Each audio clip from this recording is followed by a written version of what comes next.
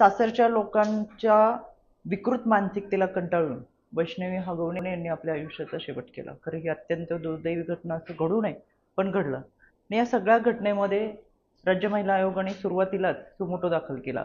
19 तारखेला सुमोटो दाखल करत असताना बावधन पोलीस स्टेशनच्या पोलिसांना सूचना दिल्या आणि तातडीने कारवाई करत गुन्हा नोंद करत असताना त्याचा अहवाल सादर करत राज्य महिला आयोग याचा पाठपुरावा करत आहे।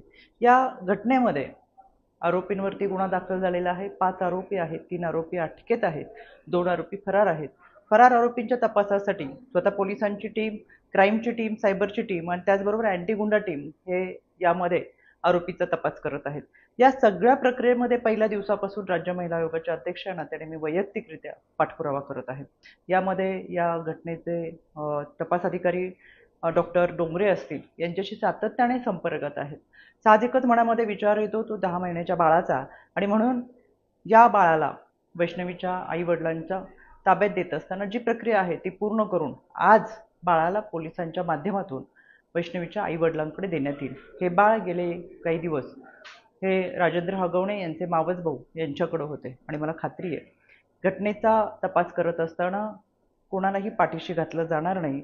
आरोपींवरती कडक कारवाई केली जाईल याचा राज्य महिला आयोग पाठपुरावा करेल। नवनवीन अपडेट्ससाठी डिजिटल कोल्हापूर चॅनल फॉलो करा।